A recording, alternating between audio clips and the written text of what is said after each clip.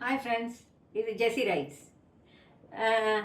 என்கிட்ட ஒருத்தர் கேட்டாங்க, நீங்கள் என்ன எப்போ பார்த்தாலும் சிரிச்சுக்கிட்டே இருக்கீங்க, உங்களுக்கு மட்டும் பிரச்சனையே இருக்காதா அப்படின்னு. நான் சொன்னேன், எனக்கு பிரச்சனை இல்லைன்னு யார் சொன்னது அப்படின்னு. இல்லையோ, உங்களை பார்த்தா அப்படி தெரியவே இல்லை, எப்பவுமே நீங்கள் ஃப்ரெஷ்ஷாக இருக்கீங்க அப்படின்னு. எல்லாருக்கும் லைஃப்பில் பிரச்சனை இருக்கும். ஆனால் அதுக்காக மூஞ்சை தொங்க போட்டுக்கிட்டே இருந்தாலோ வருத்தப்பட்டுக்கிட்டே இருந்தாலோ பிரச்சனையெல்லாம் மாறி போயிடுமா? மாறாது இல்லையா? அதோட சந்தோஷமாக இருக்கிறதுக்கு சிரிச்சுக்கிட்டே இருக்கிறதுக்கும் என்ன தேவை? நம்ம சந்தோஷம் நம்மக்கிட்ட தான் இருக்குது. நாம் சிரிக்கிறது நம்மளால தான் முடியும்.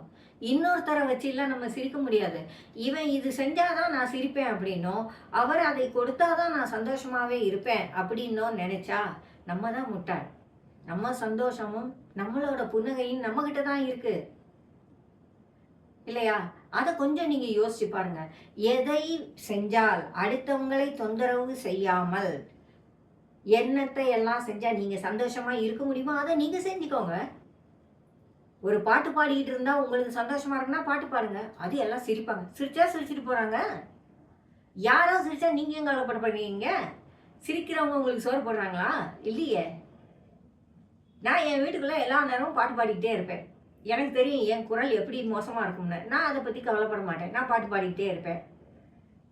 ஏன்னா அது என்னையே ஹாப்பியாக வச்சுக்குது, என்னைய உற்சாகமாக வச்சுக்குது.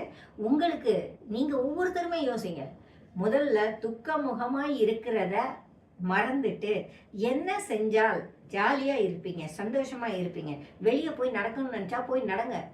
நான் வாக்கிங் போக ஆரம்பிச்ச புதுசில் என்கிட்ட கேட்டாங்க, என்ன தனியாக நடக்கிறீங்கன்னு. வாக்கிங் போகிறதுக்கு தனியாக போனால் என்ன தப்பு? இவ்வளவு பேர் போகிறாங்கல்ல, எனக்கு என்ன பிரச்சனை? இல்லை கூட யாராவது துணைக்கு. எதுக்கு துணைக்கு வேணும்? காம்பவுண்டுக்குள்ளே நடந்து போகிறதுக்கு வாக்கிங்க்கு எதுக்கு துணை வேணும்? தேவையே இல்லை. வெளியிலேயே நான் நடந்து போகிற ஆள் தான். அப்படி இருக்கும்போது எதுக்குமே அடுத்தவங்க என்ன சொல்லுவாங்கன்னு யோசிக்காதீங்க. உங்கள் சந்தோஷம் உங்ககிட்ட இருக்குது. நீங்கள் என்ன செய்யலாம்? புஸ்தகம் படித்தா சந்தோஷமாக இருக்கிறீங்களா? பண்ணுங்க. வேதாகமத்தை வாசித்து அதை பற்றி யோசிச்சுக்கிட்டு இருந்தால் நீங்கள் சந்தோஷமாக இருக்கிறீங்களா? நிறைய பேர் அப்படி நான் பார்த்துருக்கேன். நான் நாகர்கோயிலில் போய் என்னுடைய ப்ரொஃபஸர், அவங்க ரெவரண்ட் டாக்டர் சிரோமணின்னு சொல்லி, அவங்க வீட்டுக்கு போயிருந்தப்ப அவருடைய அம்மா வந்திருந்தாங்க. அந்த அம்மாவுக்கு அப்போவே 90 வயசு இருக்கணும்.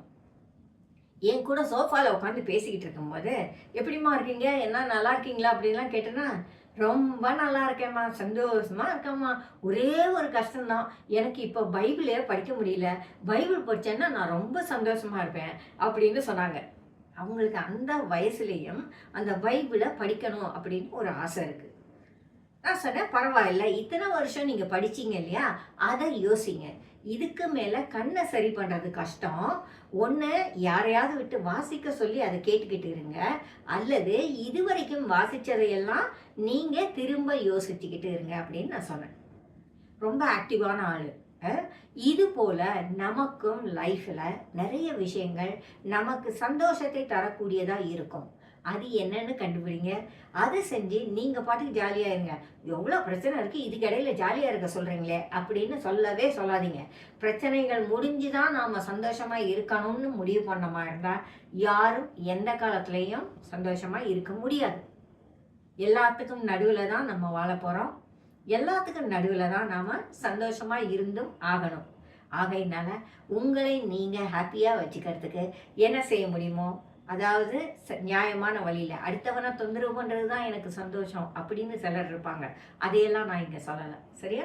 நமக்கு நியாயமான வழியில் நமக்கு சந்தோஷங்களை கொண்டு வரதுக்கான விஷயங்கள் தெரியுமா இருந்தால் அதை நம்ம செஞ்சுக்குவோம்.